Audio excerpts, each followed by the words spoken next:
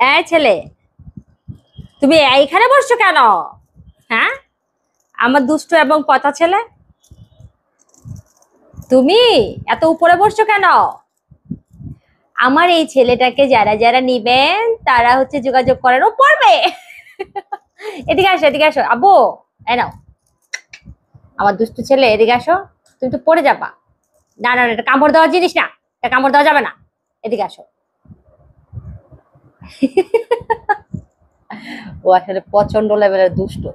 ও নিজের কোনো কিছু ঠিক নেই, ও কিন্তু যে কোনো সময় পড়ে যাবে, যে কোনো সময়। দেখি, তুমি কই? এদিকে আসো, এখানে আসো, নিচে নামো।